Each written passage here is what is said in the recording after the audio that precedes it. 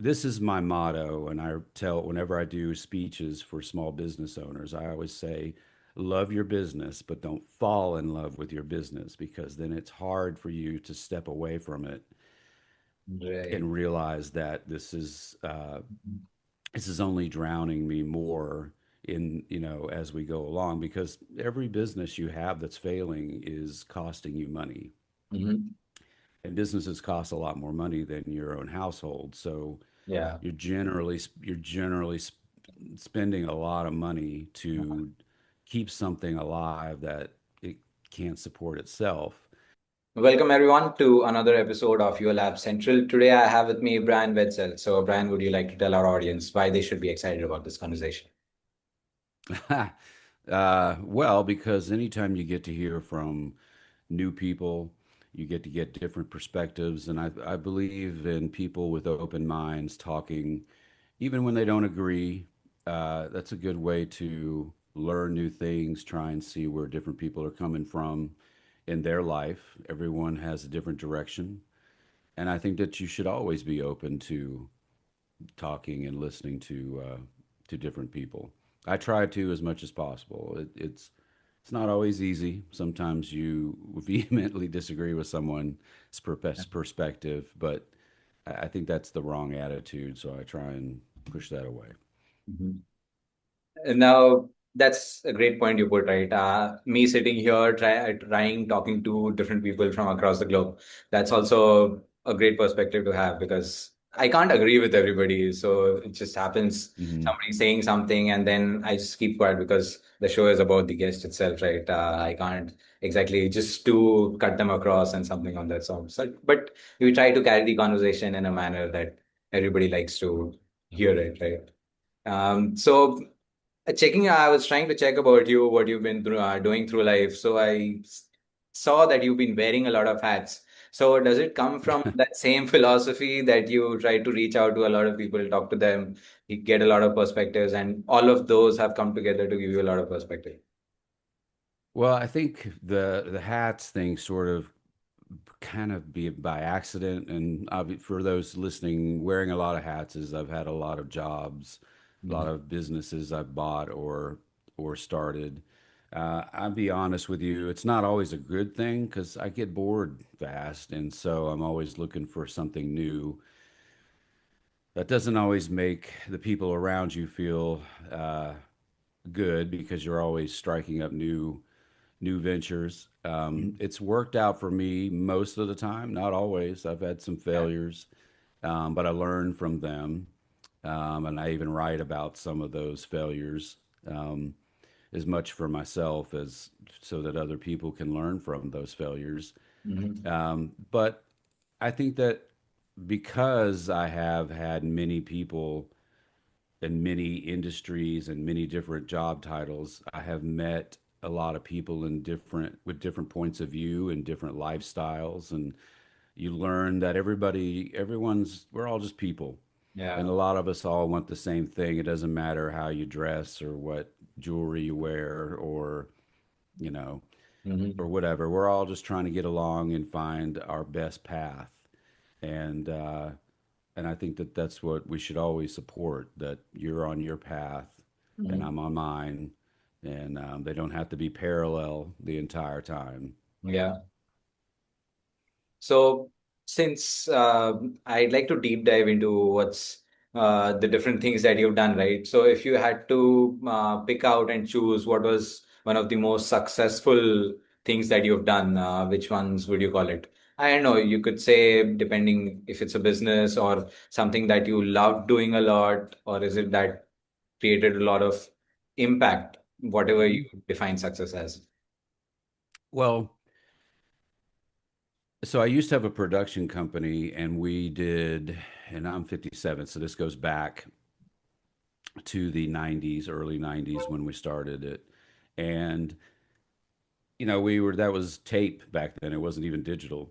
Mhm. But getting started and getting your first big gig, which was Yeah. a concert, and then I worked the Olympic stage, the AT&T stage at the Atlanta Olympics, Right. um, and that production company eventually made videos that were commercials or infomercials or instructional videos or whatnot that were being seen all around the world.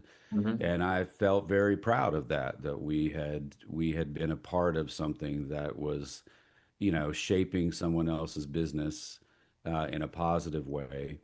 Or sometimes when you back then, just wanted to see that we were growing and progressing in what we were doing. Hmm. And I always tried to be proud of it. There was, sometimes things don't go as well. I did a concert once where equipment was breaking down and it wasn't always ours. Sometimes it was the audio engineers Hmm. or something on the stage went wrong. And, you just have to roll with it. And you just have to kind of have to laugh because you really can't do anything about it once it's Yeah. broken. Hmm. Um, but with respect to that, I think that was probably some of my most successful stuff. And I did some TV shows and Hmm. did a lot of commercials that aired across the country. Um, and outside of that, I think being a father is probably also maybe my Yeah. biggest thing. I have a daughter and a son, and then I have a stepdaughter and a stepson. And you are always either perplexed by what they're doing as they're in their 20s now, or you're laughing about it. Yeah. And I try. My wife and I have taken the task of trying to guide them, but not hold their hand. Mhm. Um, and so I would say that's a huge success of mine. And my daughter actually works for one of my companies. Okay. And then recently I've become an author in the past Okay. 5 years, and I feel so. I will get the first book was on education. The second book was on faith and spirituality, and I will get emails daily from people wanting to tell me their stories Right. or tell me how it positively helped them to Mhm. rethink things, and that is very it's very fulfilling in a way that I'm not saving the world, but if somebody gets something small out of something I've done that Yeah. makes their, even if it's only for a day, Hmm. feel better. Yeah. Like I think those are the little wins in life that you have to have. I once was working with Norm Macdonald, who was a famous actor comedian in the States, and he was a comedian who was very edgy and kind of a goofball a lot of times. And but we were out and somebody came up to him to get an autograph for his mother who was at home with cancer, and he took the time to phone her on the spot. Right. And I'll never forget this. I said, "That's so nice that you would do that, take that time." And he said, "Well, being a celebrity, just by saying hello to someone, you have the power to make their day or their week happier." And he's like, "So why wouldn't you do Right. that when you have the opportunity?" And, he wasn't putting down we didn't talk about it, but he wasn't putting down people who didn't, but he was clearly making a choice that, you know, if you can, if you can make somebody smile for a few minutes just by saying hello to them, why wouldn't you? And I kind of see the books as is that as as well, because particularly with the spirituality book, the Path to Faith book, it's kind of my journey as well. And so people read it and go, yeah, I had similar things happen, and I'm glad that somebody was able to put it down so that I understand that it's not just me, or I'm not the only one who's ever been through this. Mhm. Now, obviously, you've been doing great as an author, but since you've done a lot of things, I just wanted to know from your perspective, or I don't know if you can generalize the idea. Mhm. If somebody is doing something successful, at least outwardly successful, why would you go from doing that to completely cutting it off and doing something else? Or did I misinterpret the situation? Well, I always loved being creative, and that was what my earliest career was. Sadly, um, when you get to be older, and this is just kind of the world we live in now, the opportunities to work in entertainment, they sort of, particularly with creation, started to dwindle away a bit because they want younger, hipper. They think that the youthful point of view and creativity is what they need. Yeah. And which is funny because for a few years I would get people asking me, "Can you fix this?" Someone else did it with less experience, and now it's Yeah. not right. Um, and so as I saw those sort of falling away, I realized that I kind of needed a new path. I missed it, um, but it's just part of life. Things, you move on sometimes, even when you don't want to. I think that pushing back against moving on is just a way of delaying the inevitable. Mm-hmm. And I didn't want to do that. So I was already an entrepreneur and I had the opportunity to buy a gym, a fitness club that was closing. And so I took that opportunity. And from there, we bought a restaurant. And, um, and then I started writing books. And writing a book is hard, by the way. Hmm. But it sort of fulfilled that creative outlet Yeah. where I could just pour it all out on a page. Mm-hmm. And I was used to writing scripts and writing short stories for film and video. And so the jump to writing a book wasn't a terrible Yeah. change. It wasn't a stretch, but trust me, writing a book is hard. I didn't realize how hard it was. But the education book, which was also part of some experiences I had with a company I started with some friends, I did 4 years of research Mm-hmm. and deep dives and about 68 to 70 interviews and then just putting that all down that where it made sense. It was a difficult task and but it was a great experience. And Mm-hmm. I would do it again, even knowing how hard it is. Because you can always be, this is the thing, I was proud of the outcome.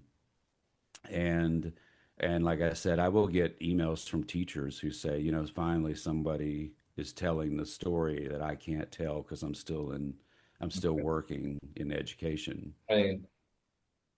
Now, talking about things that are hard, right? There must have been some things that were not as successful or probably just downright failures, as you mentioned, right? You had a few failures. Mhm. But there would also have been things that you started off feeling that, yeah, this is the thing that I should be doing in my life. But then it just became a dud, right? Mhm. What Yeah. what was that trigger that made you realize that this is a dud?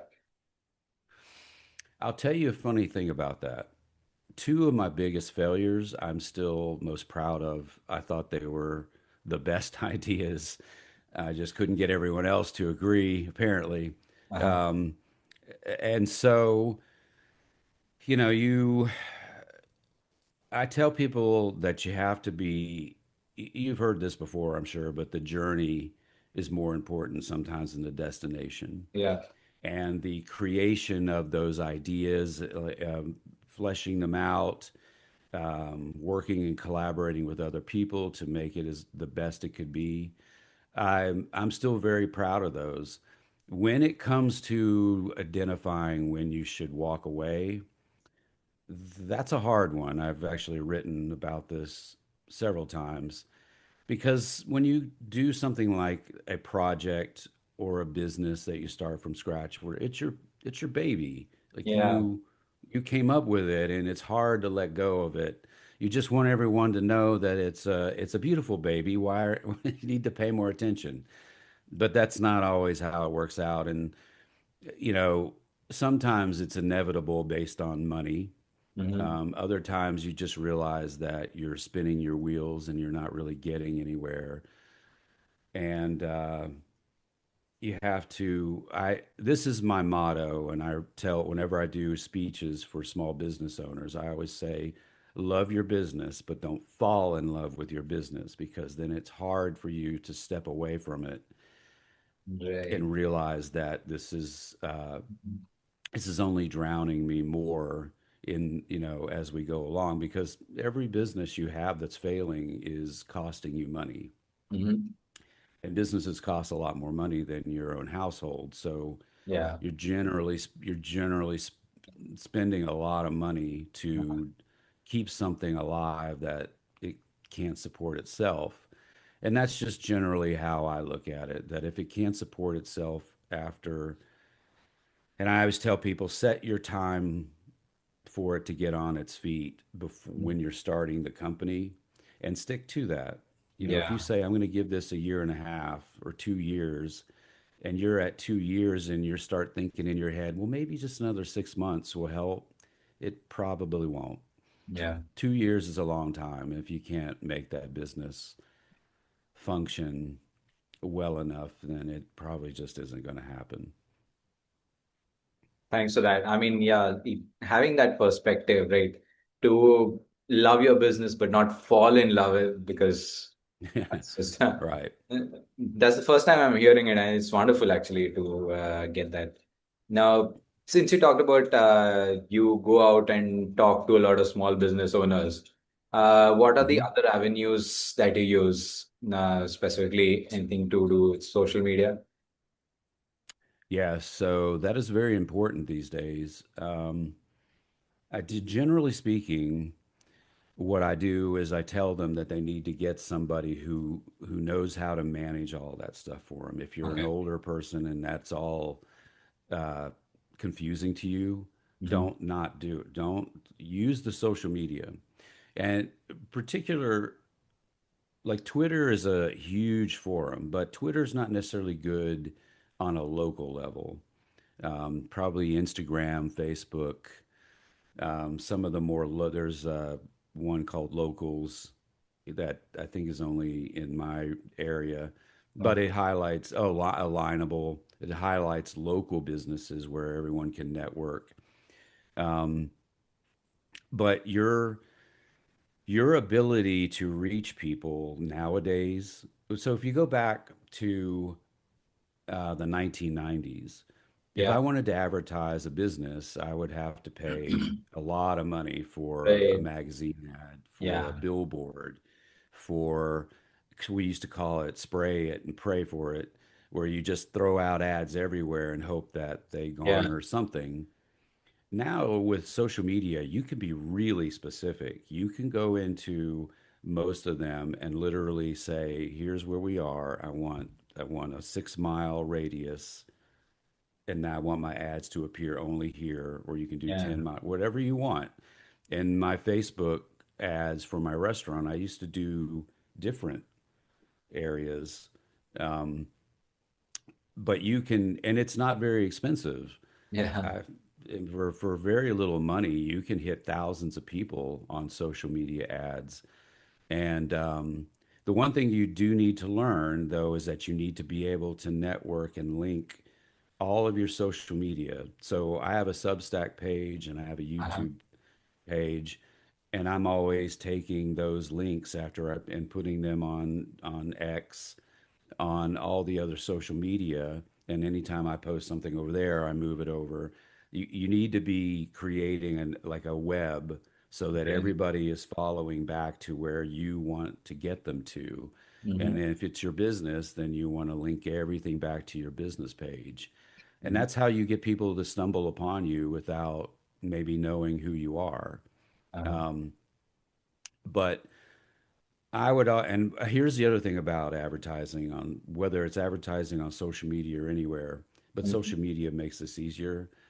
I always put a different promo Uh, in the different social media ads. That way I can track, yes. like say this word and get 10% off, or say this. I want to know where I'm getting most of the business from. And a lot of times, if you ask the customer, they won't remember. I think I saw it here. Yeah, you want to be specific. So I'll put a Yeah. different coupon code in different ads so that I know exactly how many came from that social media site. Mhm. So yeah, that's something that a lot of people do. I mean, not specifically using a different coupon code on different websites, but Hmm. just the way the platform itself tracks the whole thing, right? It helps them give them that, yeah, this person came from this ad itself. So that is trackable on different platforms, so they can do that. But otherwise as well, that's perfectly fine to do. From a Hmm. personal branding It's a good perspective, idea. yeah, because you can separate out and make sets out of your customers itself, right? Just so you know, yeah, this person is Hmm. coming from Yeah. that area and something of that sort. From a personal Yeah. branding perspective, have you used it? What kind of lookout do you have when you go What kind of out? what? No, I mean, when you go out on social media as Bryan, not as your Right. business, uh, what do you do differently? Oh, well, first of all, when you go on as a business, keep it strictly to business. Yeah. I was talking to a guy once who was he was using his business also as his personal, but he Oh, was also posting political comments and different things. There's no very. reason to alienate your customers based on things that have nothing to do with your business. Keep them separated. Mhm. And quite frankly, a lot of times they will still find your personal. And I'm not good. I used to not be very good at it, but now I am. Look, the stuff I don't post many opinions anymore online. Um, and I don't even know if that's even healthy in our world. But when it comes to your business, just keep it strictly to business. I have a gym, for instance, and anything that goes on the page is about the gym or fitness. If I see an Yeah. article about, new research on being healthy, I'll post Yeah. that on there. Mhm. Um, Keep it strictly to the Related to this. business that you're doing because you don't need, first of all, you don't need to be getting into arguments with people when you're asking them to come spend money with you. You're right. Um, it's not a good it's not a good way to hold on to your customers. And there's a lot of people nowadays who, when I was younger, my dad would have arguments with the neighbor.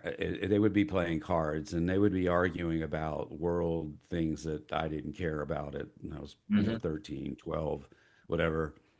And nobody cared. Nowadays, a lot of people take things very serious or uh, they take offense to things, and it's just best to avoid those kinds of things. Nowadays, if somebody wants to engage me in a political conversation, I will generally say, look, if I talk to you, we have to both agree that we both want the best for people and Yeah. society, and that I'm not saying things because I hate people. This is just my opinion Yeah. and perspective, and I will treat you the same way. But if the conversation deviates to name calling or anger, at that point we have to cut it off. But I'm just deviating, but getting such a person to talk to you, I mean, when you're from two different strongholds, per se, of two different, very varying thought processes, how easy is it to find such a person who is sane enough to say that, yeah, not, not do any name calling, something on that? Well, the funny thing is, they all say they won't, but about 50% of the time, you can feel it sort of edging over towards that direction. Um, And then I usually will just say, well, okay, we agree to disagree. I don't want to, I can feel when they're, whether it's their voice or whatever, you can kind of feel when they're getting agitated. mhm. And I just don't, vehemently disagree with certain things, but that's your opinion. I don't hold anything against anybody who believes differently. It is my opinion anyway that Yeah. everybody just wants the best, Mhm. but we just all have different directions we think Yeah. will get us there. And No, so as long as I'd always try to tell people, if you yeah. approach me with that attitude, I'll talk to you all day long. Yeah, that's what I've been trying to do. finding people who love to talk and then share insights and talk about the knowledge. So that's what I've been trying to do here, and Yeah. it's working out fine. So hopefully keeps working out. Yeah. Now, tell me, what are you doing these days? You mentioned you're an author these days, and you have a gym and a couple of restaurants, I think. What else are you doing? No, we sold the restaurants, Uh, and we used to have two gyms. I think COVID really crushed one of those, but the first one we ever owned is still going strong. okay. So But what am I doing these days? yeah. I'm actually writing Hmm. another book. Hmm. I probably won't come out for 2 years because I have a lot of research to do on it. Hmm. But this one is more in line with what we've been talking about. It's really I decided to break down the 10 most common things that I see small business owners do that Hmm. hurt their success Right. unknowingly. Because a lot of times when you're stuck in the stress of the daily grind, you sometimes don't realize things you're doing that Hmm. if you were to step outside and hear your friends say you would disagree with, but when you're doing it, it doesn't occur to you because you're just in reaction mode. Uh, so thank you so much for joining me in. This is an amazing conversation. Thanks for having me. It was just all the way, but we talked about ups and downs, successes and failures, and lessons we take from that. Um, Hmm. so, where can people get in touch with you before we close? Well, you can get in touch with me. The easiest way is BryanThomasWetzel.com. So it's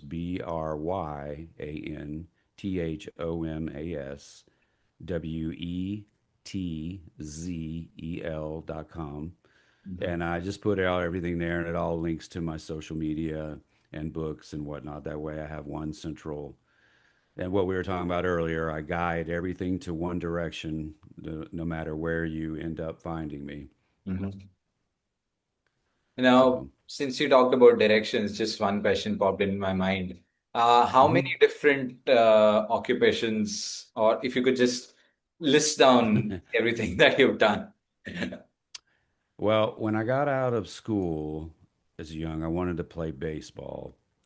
And then I realized I wasn't tall enough or fast enough to go past where I was. So I did that for a while, and sort of floundered and did some independent league stuff. But mostly I went to film school and photography school, and I was a photographer for a while for commercial photography, which then the company I was working for pushed me into doing film because they needed someone, and I was the closest thing that knew how to run the equipment. Yeah. And from there, I was doing film, which I was one of the first in my area to jump over to digital, Okay. which is why we were so successful suddenly because suddenly we had this expensive digital equipment that no one else was using. And so once I got done being a videographer, filmmaker, I was writing scripts for people. I was doing corporate projects, Mhm. all in video. And then when I left that, I just became an entrepreneur and, you know, had multiple businesses. Some, as I said earlier, failed, Mhm. um, and some stuck around. The gym is stuck around the longest. And the Right. restaurant, I loved running a restaurant, but the thing about a restaurant is anybody out there who's thinking about owning a restaurant, I thought I would be able to hire enough general managers where I didn't have to be there all the time. It didn't happen that way. I was there all the time, Uh-huh. late when you didn't have somebody enough people working, or if you were having trouble hiring, and it wasn't good for the family life. And so we sold that off because it was just too taxing Yeah. personally. Although I did love it, I'm a little comedian at times, and so I could walk around behind the bar and play part-time bartender and poke fun at everybody, but that's not really a good reason to own a restaurant. Right. Thank you so much, Brian. Thank you for joining me in. Thanks for having me. So to the audience who've been listening and watching, the if you like what we talked about, do leave a like. The comment section is open for questions, suggestions, or if you want to add to the conversation, that's also possible. And don't forget to subscribe before you close. Thank you for joining in. Thank you so much. Thanks, man. Thank you.